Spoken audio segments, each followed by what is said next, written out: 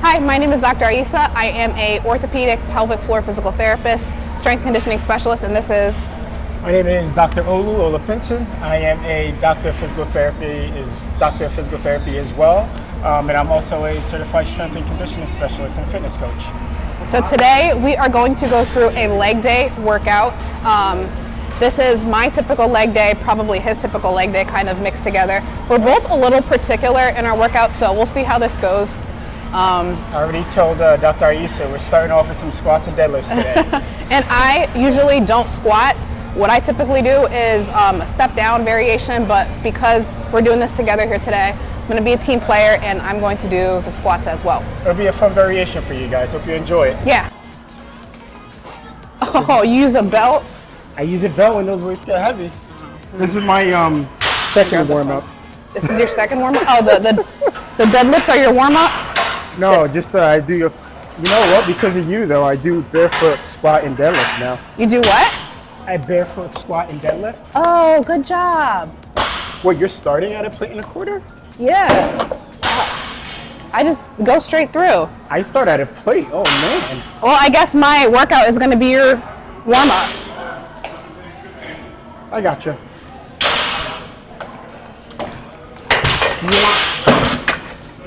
Do you need clips for it or you're okay? What? Do you need clips? Oh, I use clips. I'm safe. I have clips too if you can't find any. Usually I throw it on for my squat. Get a little side step going too before we start. Then I do some dead hands.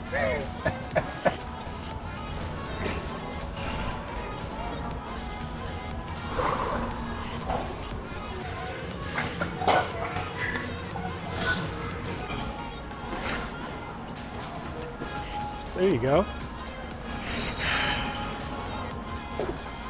Do you like the alternating grips?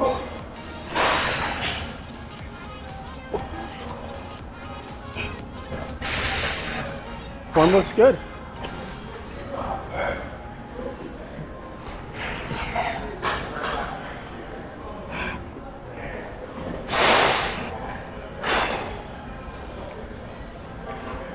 How many are we going for? As many as I can. What number is this? I don't know, I can't count. I felt like you put your body through stress early on. Do a little light warm up. I already warmed up. Oh, you already warmed up? I did it before. Oh, that's right, that's right. And this is actually me going up.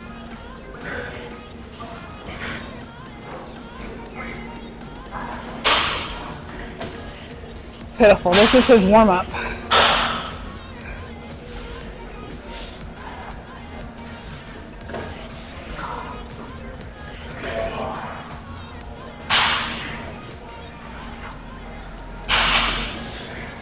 Your deadlift form is actually excellent.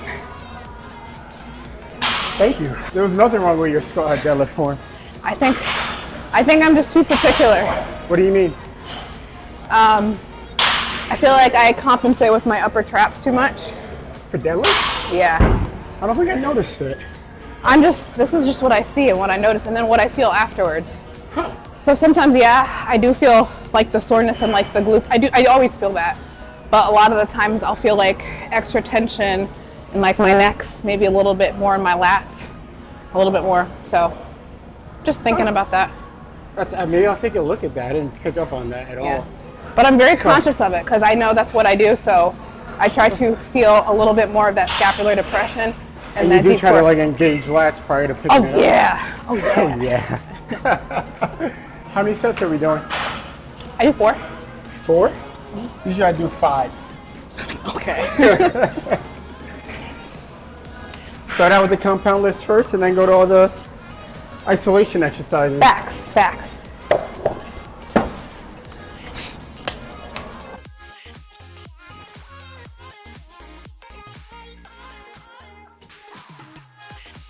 Oh. You see my traps?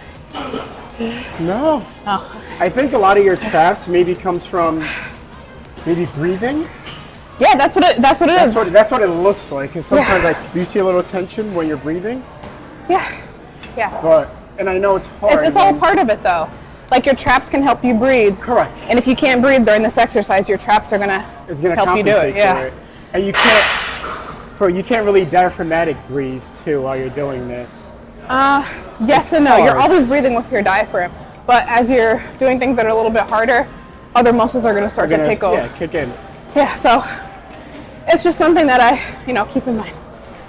Because I will say squat, deadlift is the only exercise where you're actually trying to increase your abdominal pressure, right? Just to help you stabilize your back when my weight gets heavier. Yeah. Versus lighter weight. It's definitely different for you because you're a man and you haven't had a baby, but so a little bit different.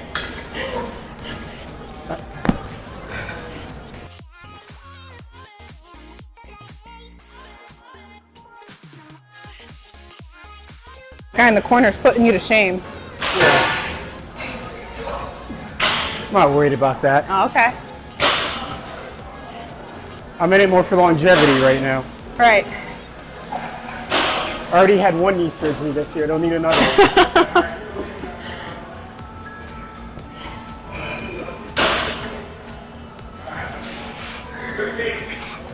All right. Here we go.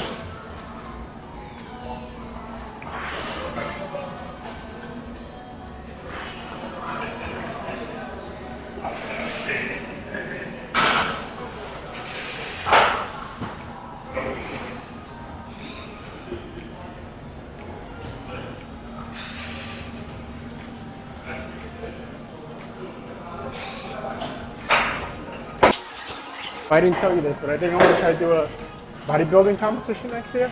Oh, you're gonna dominate. Bodybuilding as in like a show? As in like a show. Yeah. Oh, you're gonna dominate. I've always talked about it, and I'm like, you know what? Ain't nothing to it but to do it. You know what I mean? Oh God. You're gonna be so hungry and hangry. I know, and that's why I want to challenge myself because of the discipline that's required. You know? Okay. What do you mean? The discipline required to not eat that much. But that's not me. Like, I probably eat like 4,000 calories a day. That's fun. I can't imagine dropping down to like 2,500. Yeah. Or even 2,000 when you're really cutting. And you gotta eat all this low-fat food. I don't mind that though. I already eat pretty low fat anyway. For me, it's more the amount of food.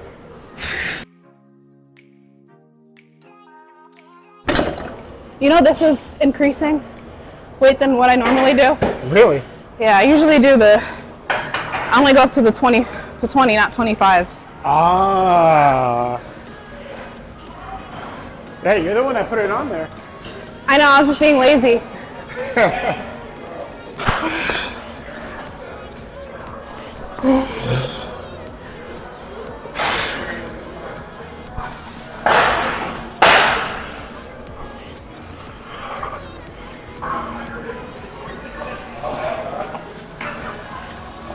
Oh, we got 2 more sets. I can't do 5.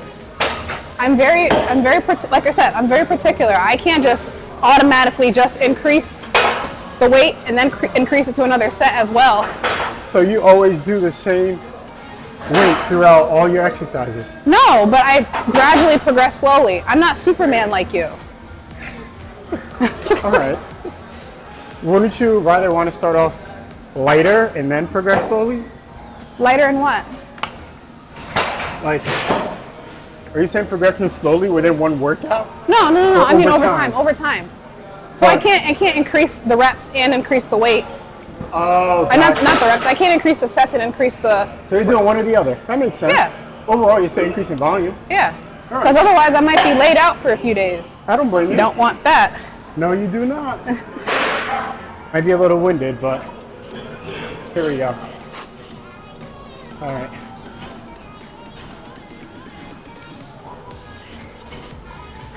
So just, I want to get the bar just right at my mid upper trap level, so I can really get some stability through the upper body. Bring my chest forward to lock my shoulders in. And right here, really just pushing through my heels and activating my glutes. Pelvic tilt, engage my core. Drive through my heel and up.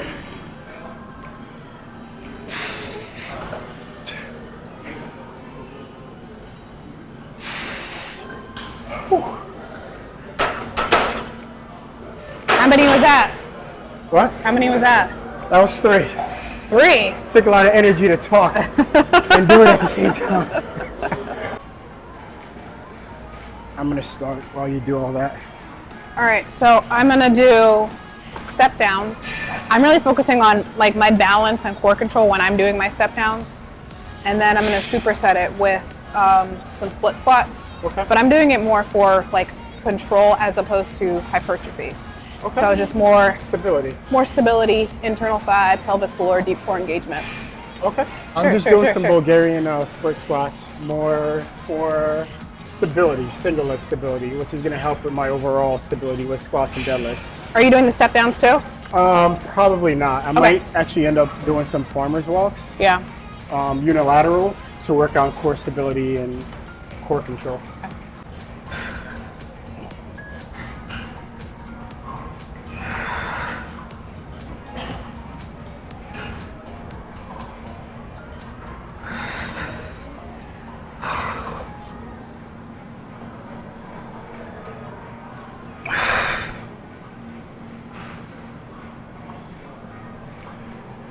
Look at that core engagement.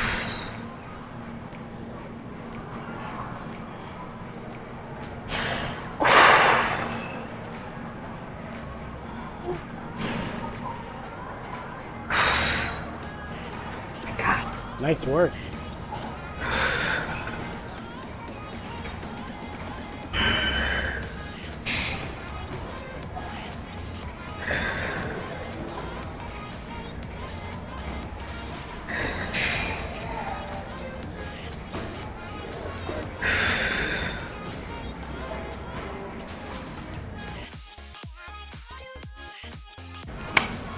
Since I've had G, like the amount of like stress that like having a kid, doing all my work, having a business, taking care of a house, like it messes up like my mechanics internally.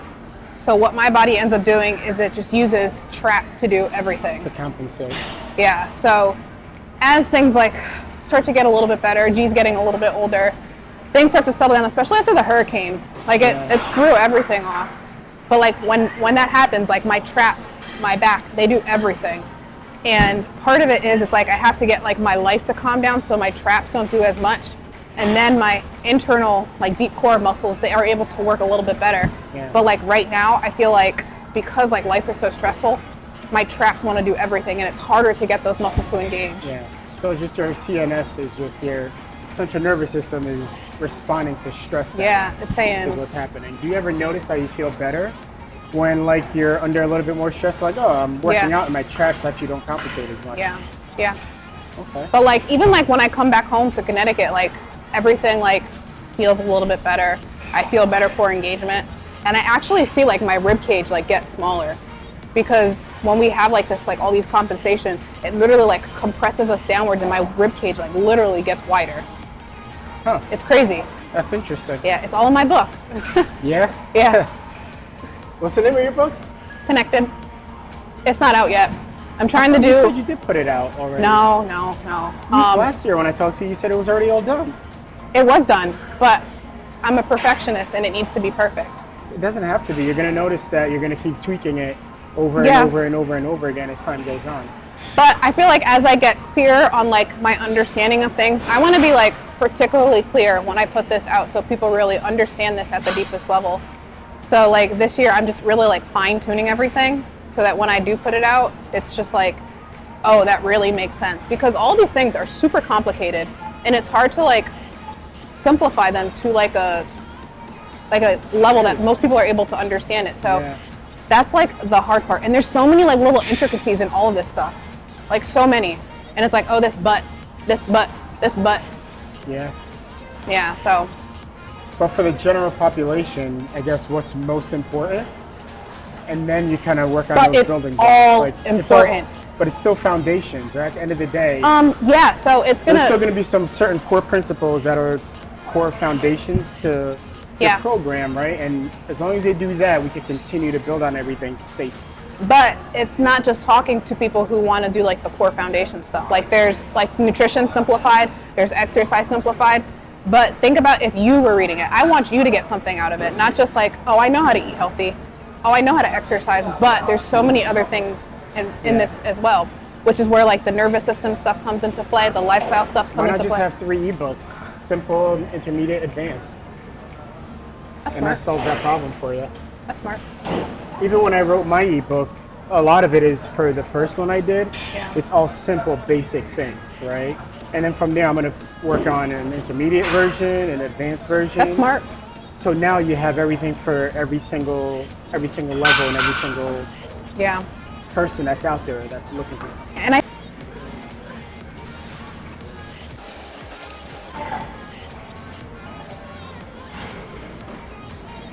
rotate your other hip towards that one. What's up? You're externally rotated. Internally rotate. Internally rotate that hip. Which hip? Your back hip. You're rotated that way. That feels weird to my hip though. I think Because that's you what it probably are not used to working in that range. is. Or is it just my hip position in my socket? Well, you change the position of your hip socket. Yeah.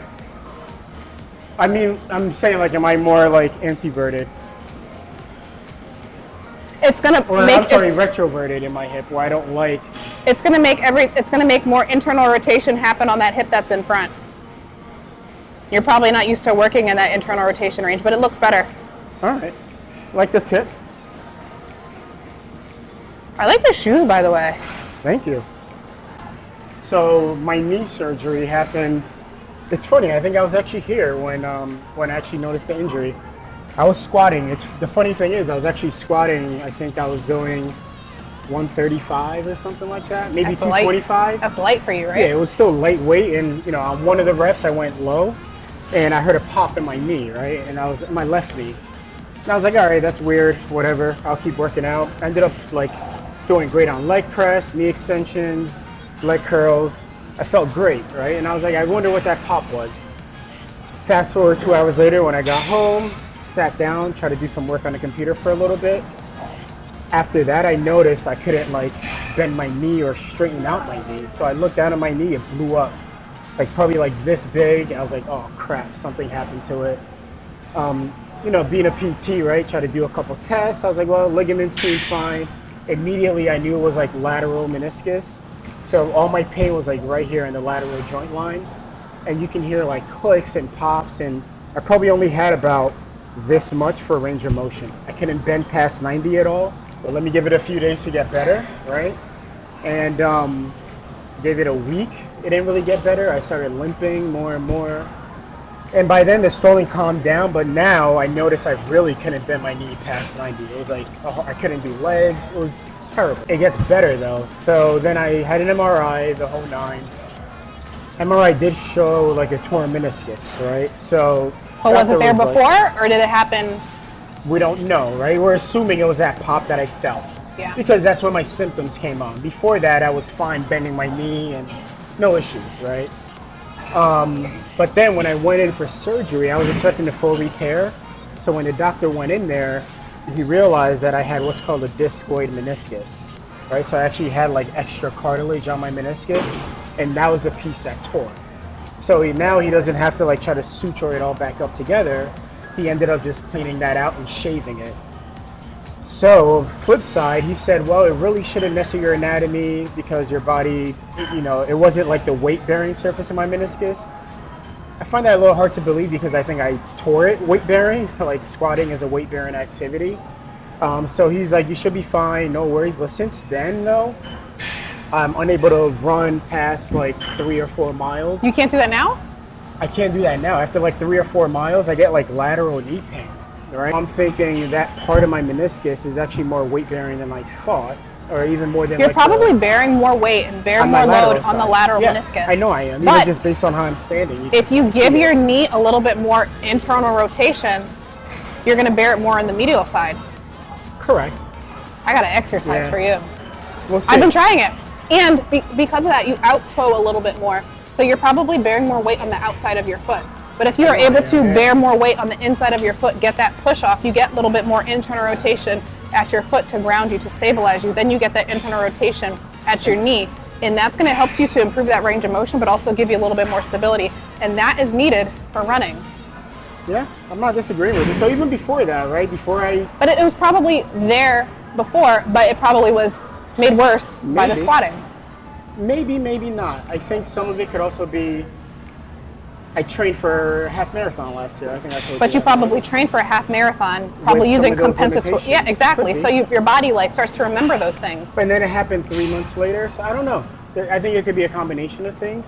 But I do notice that I probably feel much more comfortable that way. But I noticed it on your farmer's carry, like I saw that left foot go outward. Try to go out more, and the right one doesn't, which is what you picked up on the Bulgarian split. But it's probably you're probably outward because you're stuck outward on that left leg as opposed to that right leg. Maybe. Or I don't know if it's a limitation in range of motion. I think it's just that's what my body is used to, and I have to train out of it. Yeah. Like I don't think it's a mobility issue from a mobility standpoint. Like so even doing like my 90-90s, my internal rotation actually feels pretty good in this hip. But it's not just internal rotation of your hip, it's internal rotation of your femur, of your tibia, internal rotation at your ankle, internal rotation at your pelvis. So it's not just your hip. So you could actually have all that internal rotation at your hip. But if you're not getting it from your pelvis, not getting it from your tibia, not following through, and not getting it from your talocrural joint, you're going to be making up for it somewhere else. And you're making up for it probably by that lateral portion of your knee. Could be. So yeah, I'm open to trying everything out. I mean, now it's feeling better, right? Like, used to have like chronic IT band tightness. Now that's all gone. I've been working on a lot of mobility stuff to help out with that. I actually haven't ran in a while. I'm actually curious to see how much I can run now. Yeah. If I can go 5 or 6 miles without my knee hurting. So we'll see. Let me do my split squat. Yeah, let me do my exercises.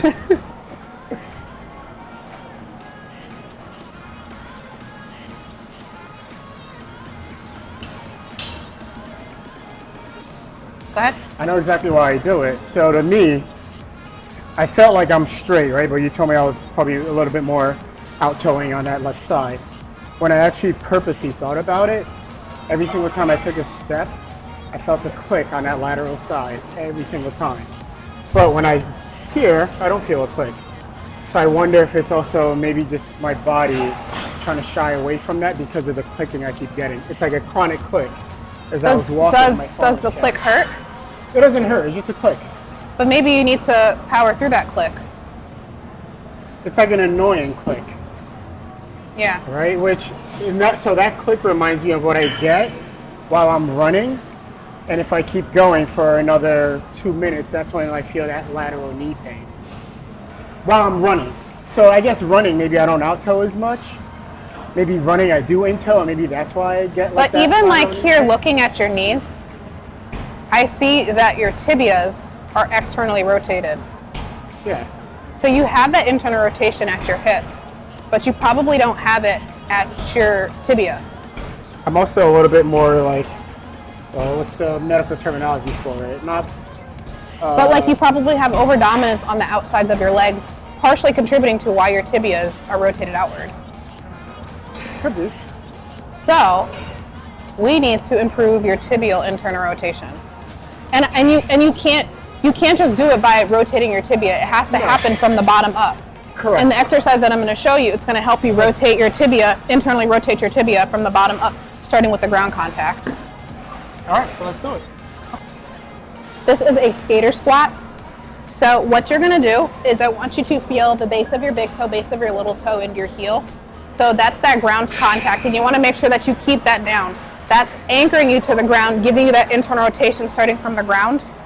So this foot is facing this way, this foot is facing this way. The whole goal here is to try to get your tibia to translate over your foot while keeping everything, toes, knees, hips in alignment. So your femur is going to be externally rotated, but as this is happening, as you're moving your femur, your tibia over your ankle, you're getting internal rotation of your tibia. So you're learning how to connect your foot with the internal rotation at your hip while in this externally rotated position of your femur. And you want to make sure you keep that contact on the ground. So this is a good way to improve that contact with the ground and get that internal rotation. And the same thing, you could apply this in like all the exercises that you do. So you could do this in lunges, you could do it when you're doing like the farmer's carry, you could do it in any exercise because you're getting that heel to toe off. And when you do that, you get that tibia to translate over that ankle, which will help you to get that internal rotation. This is something I'm working on with my leg extensions, which you'll see when we do leg extension. Talking about the lack of internal rotation on my tibia here on my left side. I know that because when I do knee extensions, right, like look at this leg, right, extending straight out, tibia looks good, right? Now when it comes to this leg, you're gonna notice something interesting. See that? Very subtle, but it rotates out on this side. And when I knee extension, I try to, like, that's me trying to focus on it to not rotate, but if I don't focus and I kick out, you just see it like almost turn a little bit. It's very subtle, but I can see how this turns as I extend. This does not turn as I extend. Like that stays pretty straight. And I know for your lock home mechanism, you need a little bit of external rotation. But if you're already in that externally rotated position. And I think that's what's happening on this side where it's already externally rotated and I go even further to lock versus... And then you're probably using your hamstring, your lateral quad to help externally rotate. So those muscles are probably just pulling on that lateral meniscus. This is why my T-band was also tight on this side for the longest time. And if I'm not mistaken, I think the lateral hamstring attaches directly to the lateral meniscus. Correct, it does. And where's the cyst? Huh? And where's the cyst? They couldn't get to it. It's like deep middle by your popliteal artery.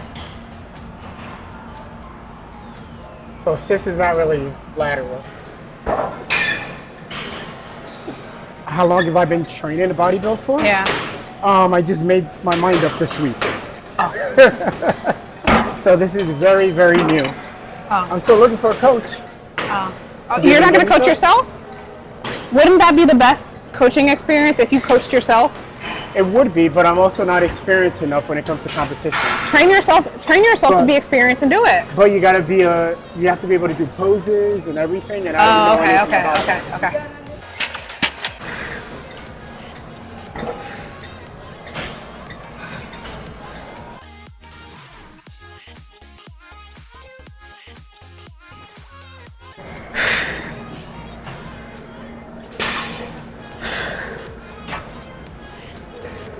Straighten out those elbows. There you go.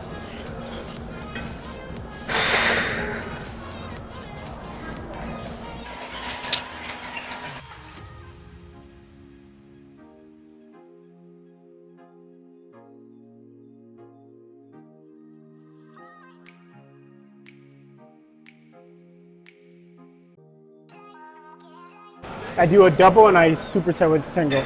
I'll just do it real quick. You ready? Yeah, go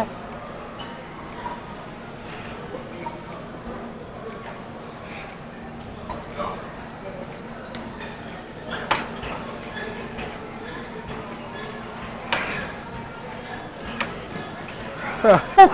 Why do you do these? Really try to get some hypertrophy going in my quads. One of the best exercises to isolate your quads. It's not great on your kneecaps or your patella, but because of my bodybuilding goals, I do this and I try not to strain my patella as much. Really trying to focus on that eccentric control coming down and then explode on the way back up. Straps. Because this is how I have it set up at my gym at home and I don't want to change it up. You really don't like to change things up is one thing I learned about you today. My body is very sensitive, so I could only change up a few different things at once.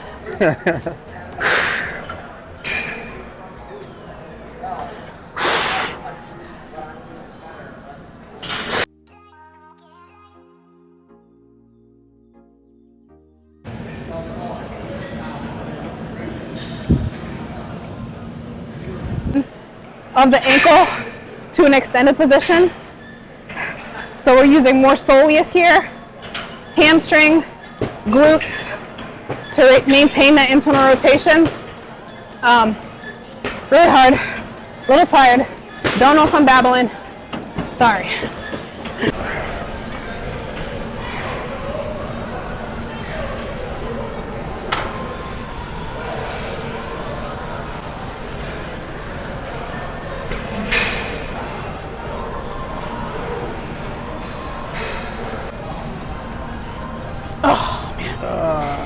All right, so make sure you don't neglect your cool down. Like, this was such a hard workout. I really just want to leave right now. But Great workout today. if one of my clients was here and they skipped the cool down, I'd be highly upset with them. So I'm going to practice what I preach and make sure I do my cool down as well. My cool down's a little bit different than your cool down, just slightly different. What do you do for yours? My cool down is mostly hit up the sauna and just relax for a little bit, work on my breathing. Yeah. That's about it for cool down for me. Yeah, and I think there's nothing wrong with that because it's all pretty much like person to person dependent. Pretty much the idea of cooling down is you want to calm down your nervous system. So by going in the sauna, working on your breathing, you're essentially doing that. I work on my breathing too, but I do it with a little bit more mobility work. I haven't done a move yet, so I probably should do that. And that is because I think you start with mobility, you also I do. end with mobility. Yeah. Where I start with mobility, I don't always end with mobility. And Why? everybody's different. For me, it's more time in my lifestyle. Yeah. Typically when I work out, I gotta get to work. So I'd rather do 10-15 minutes of the sauna because of all the great benefits you get from the sauna versus mobility. And I can always do a little bit of mobility at home. And you don't have a sauna. And I don't have a sauna Yeah. at home. Yeah. So it's all based on what I have readily available to me. Yeah. And breathing's so important, right? I know we didn't really talk about breathing today, but that's where I really learned to almost like meditate while I'm in a sauna, right? To really try to like calm my nervous system down and decrease stress. Also, while getting the benefits of improving like my immune system, almost inducing like that fever-like state for your body with the sauna, which would help with I like that. some red blood cell production to really get some maximal nutrition to like all of the muscles that I just worked out. Yeah. And even while I'm in the sauna, I might do like a quick 5-minute static stretch once my body's like warmed up and I'm breaking a nice sweat in the sauna. Makes sense to me. And I think that goes to say is everybody is so different. You have to factor in that lifestyle as well. So Olu's saying he does this partially because of his lifestyle. He works a lot, he's a hard worker, and he's always on the go. So he has to do things that are going to benefit his lifestyle. Same with a lot of us, even like as a mom, I'm doing stuff that's constantly on the go as well. But I also find that I do better with mobility work after my workouts. And if you have the option, you could always do this mobility work in the sauna too. So double bang for your buck. Yep, and you want to know what's great? I have a Hypervolt at home. Me too. And so I probably do that around 3 times a week. And I have one of those Normatec compression boots, which I use after every single leg day workout. So I do that twice a week, yeah. Fancy. So that's also part of my recovery. Recovery is just as important as the workout. 100%. It's not more important than the workout is what I tell you. I agree. Yeah, so that's actually when your muscles grow. Yeah. During recovery. Yeah. So all the things that we did here today, these are super important for your body composition goals, improving your health, improving your mobility, but you really want to make sure that you're focusing on your recovery as well. So recovery as in your warm-ups, your cool-downs, what you do outside of your workouts, and nutrition as well. Anything else? I think you covered it all. All right. That was great. Yeah, I'll see you guys next time. Bye. Knee to chest.